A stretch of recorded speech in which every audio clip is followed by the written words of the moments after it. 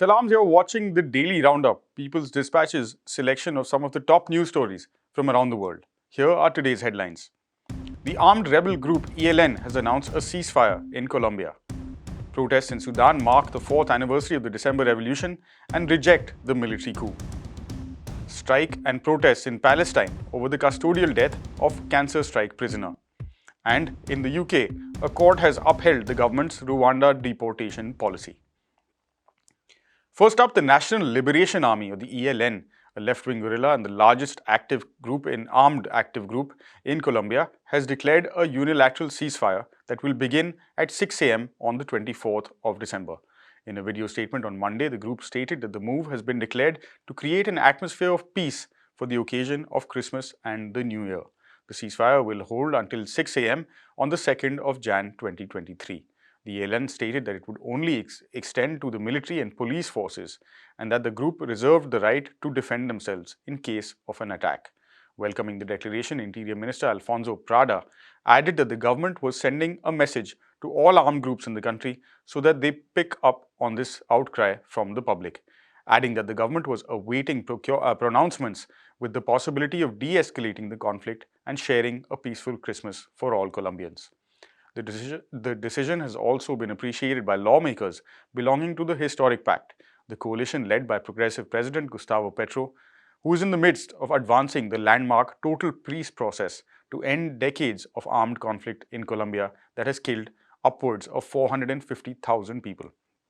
Ivan Cepeda Castro, the chair of the Colombian Senate's Peace Commission and a negotiator involved in talks with the ELN, saluted the declaration of ceasefire and called it a sign of goodwill and a contribution to the path of building long-lasting peace. The unilateral ceasefire was declared soon after the Colombian government and the ELN signed their first agreement in the ongoing peace process, paving the way for the safe return of indigenous Embera peoples to their land in Murindo municipality. Both sides also reached an agreement for humanitarian relief measures in Bajo Calima in the Val de Cauca department and Medio San Juan in Choco, beginning in Jan next year.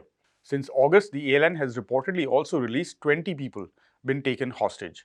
Talks between the government, now under President Petro, and the guerrilla group had resumed in the Venezuelan capital Caracas on the 21st of November after a gap of 4 years. Thousands of Sudanese protesters on Monday staged demonstrations in the capital Khartoum to mark 4 years of the country's revolution, which successfully ousted longtime former president and dictator Omar al-Bashir. Additionally, the protesters railed against the military coup orchestrated last year by the Sudanese military, which put an end to the democratic transitional government in the country, which was formed after the revolution. Since the military coup in October last year, which derailed the democratic process in Sudan, a wide variety of political and civil society groups, along with tens of thousands of ordinary citizens, have been staging regular anti-coup and anti-military protests across the nation. The military has resorted to brutally suppressing these protests, of course, with violence resulting in hundreds of deaths and injuries.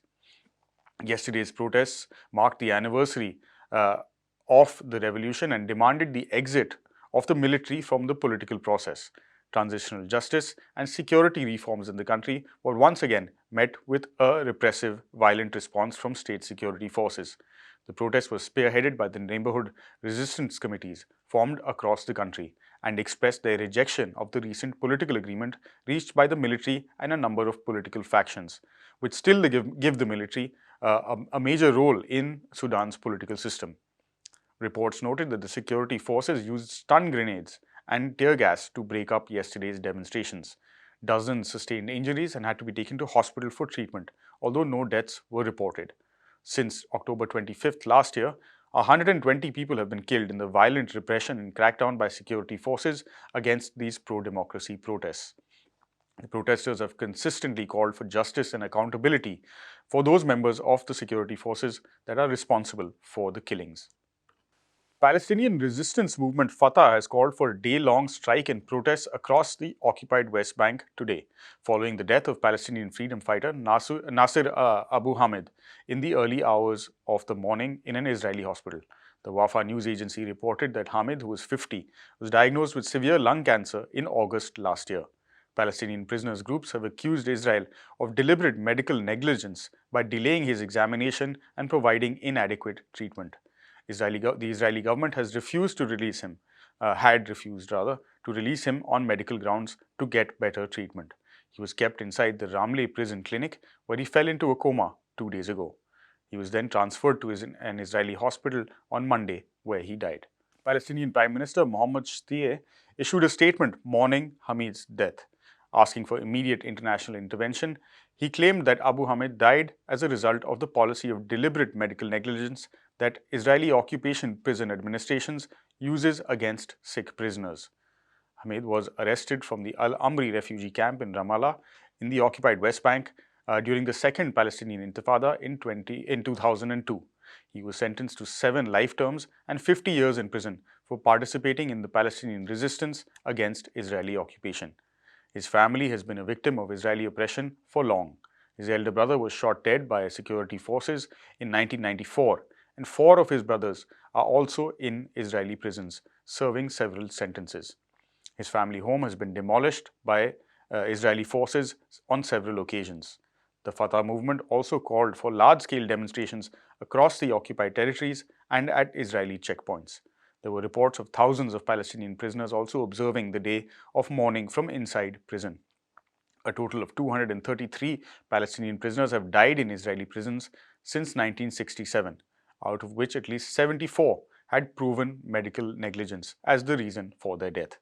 According to the Palestinian Prisoners Society, the PPS, there are over 600 Palestinians inside Israeli jails who suffer from serious illness.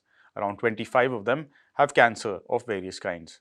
Israeli courts and prison authorities continue to neglect their health and keep them in harsh prison conditions, putting their lives at risk. And finally, the High Court in the United Kingdom on Monday ruled that the government's controversial and widely opposed Rwanda policy to deport refugees and migrants seeking asylum in the UK is legal. The judge in his ruling said that the policy to send people to Rwanda instead of letting them stay in the UK while their asylum claims are being made is lawful.